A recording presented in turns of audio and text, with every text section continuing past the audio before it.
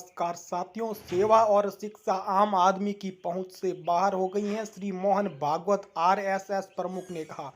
जी हां साथियों, स्वास्थ्य सेवा और शिक्षा का पूरी तरह से व्यावसायीकरण हो गया है, जिसके परिणाम स्वरूप ये सेवाएं आम आदमी यानी मजदूर वर्ग की पहुंच से बाहर हो गई हैं।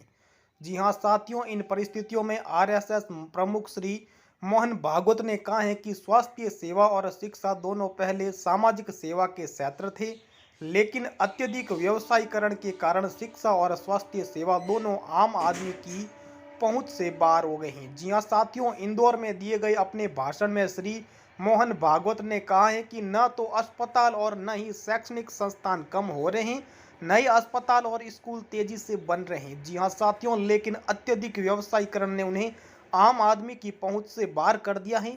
श्री मोहन भागवत का भाषण द हिंदू के 7 अगस्त 2025 के अंक में प्रकाशित हुआ है। सभी जानते हैं कि वर्तमान सरकार आरएसएस द्वारा नियंत्रित की जा रही है। प्रधानमंत्री श्री नरेंद्र मोदी स्वयं पहले आरएसएस के प्रचारक थे।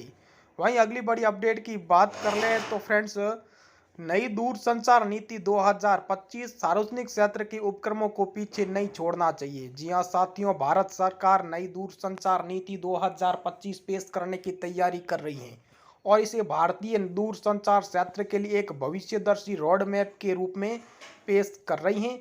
इसमें सार्वभौमिक 4G या 5G कवरेज यानी व्यापक निजी निवेश और प्रौद्योगिकी आधारित सुधारों का वादा किया गया है, जिसका लक्ष्य 2030 तक 100% 4G और 90% 5G कवरेज करना है। मंत्रालय ने जनता, खासकर युवाओं का ध्यान आकर्षित करने के लिए 10 लाख रोजगार के अवसरों का नारा भी गढ़ा है। जी हाँ साथियों, ये घोषणाएं भले ही प्रभावशाली लगे, लेकिन अहम सवाल ये है कि इस रोड मैप में BSNL, MTNL, ITI और अन्य दूरसंचार सार्वजनिक उपक्रमों की क्या स्थिति है। हमें याद रखना चाहिए कि यह पहली नई नीति नहीं है। कांग्रेस सरकार ने एक बार नई दूरसंचार नीति पेश की थी और बाद में एनडीए सरकार राष्ट्रीय दूरसंचार नीति लेकर आई। पिछली दूरसंचार नीति 2017 में घोषित की गई थी। यदि नई दूरसंचार नीति 2025 को वास्तव में राष्ट्र की सेवा करनी है तो उसे निम्नलिखित करना होगा। नंबर 1, BSNL, MTNL और ITI को 4G 5G के विस्तार कार्यान्वयन में केंद्रीय भूमिका की गारंटी देना। नंबर 2, यह सुनिश्चित करना कि 10 लाख रोजगार के अवसर केवल निजी क्षेत्र तक सीमित न हो, बल्कि सार्वजनिक क्षेत्र के उपक्रमों में सुरक्षित स्थायी नौकरियां भी शामिल हों।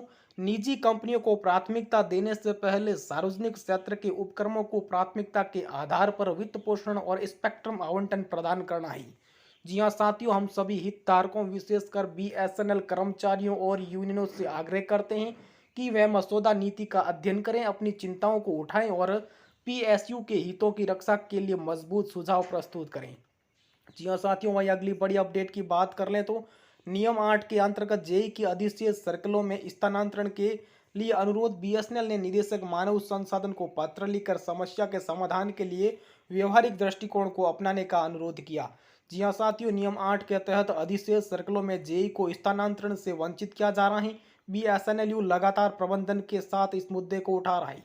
कार्मिक एवं प्रशिक्षण विभाग के आदेश में कहा गया है कि पति और पत्नी को एक ही स्टेशन पर तैनात किया जाना चाहिए। हालांकि BSNL में DOPNT के इस आदेश को भी उन सर्किलों में लागू नहीं किया जा रहा है जिन्हें अधिशेष सर्किलों के रूप में वर्गीकृत किया गया है। जी हाँ साथियों, इन परिस्थितियों में BSNLU ने इस मुद्दे पर आज निदेशक HR को पत्र लिखा है। BSNLU ने बताया है कि अधिशेष सर्किलों में भी कुछ सर्किलों में बड़ा अधिशेष है, जबकि कुछ अन्य सर्किलों में छोटा अधिशेष है। BSNLU ने प्रबंधन से व्यवहारिक दृष्टिकोण अपनाने और नियम 8 के तहत जेई के बड़े अधिशेष वाले सर्किलों से छोटे अधिशेष वाले सर्किलों में स्थानांतरण के अनुरोधों पर विचार करने का अनुरोध किया है।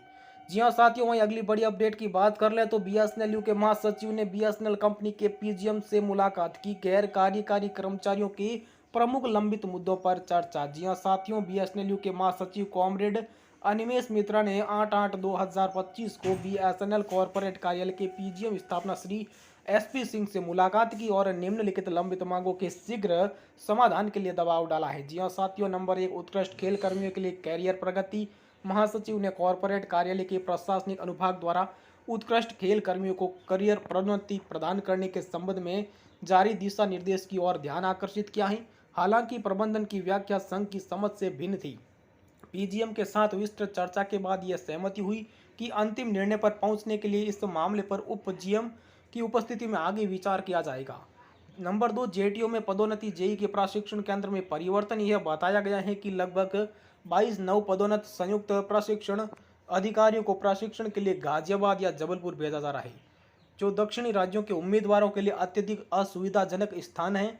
महासचिव ने कठिनाई कम करने के लिए प्रशिक्षण केंद्रों में बदलाव का आग्रह किया। पीजीएम ने आश्वासन दिया है कि प्रशिक्षण केंद्र के संबंधित अधिकारियों के साथ परामर्श करके इस मामले की जांच की जाएगी।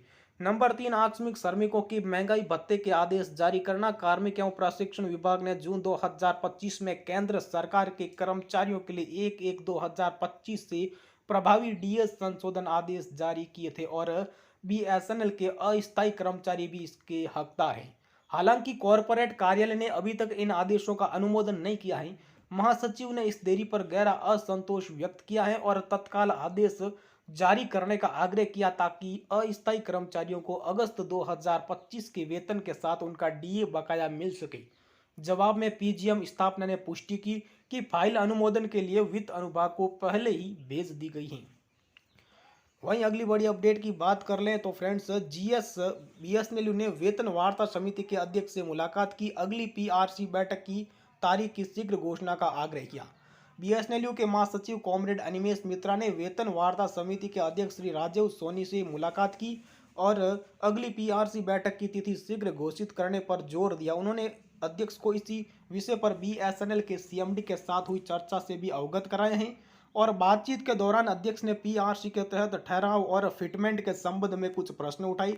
महासचिव ने ठहराव की समस्या के समाधान के लिए 5% फिटमेंट और 4 वेतन मानों के यूनियन की मांग दोहराई है। जी हाँ साथियों, श्री राजीव सोनी ने बताया कि स्टाफ पक्ष की रिपोर्ट पहले ही सीएमडी बीएसएनएल को प्रस्तुत कर दी गई है और अगली बैठक की तारीख निदेशक मानव संसाधन या सीएमडी बीएसएनएल से अनुमोदन प्राप्त होने के बाद घोषित की जाएगी। जी हाँ साथियों, वहीं अगली बड़ी अपडेट की बात कर लें तो बीएसएनएल यूपी पश्चिम सर्कल के सर्कल सचिव कॉमरेड पुनीत कुमार के निधन पर शोक व्यक्त किया गया है। बीएसएनएल मुख्यालय को ये जानकर दुख हुआ है कि बीएसएनएल उत्तर प्रदेश पश्चिम मंडल के मंडल सचिव कॉमरेड पुनीत त्यागी के पिता श्री टिकम सिंह त्यागी का आज निधन हो गया।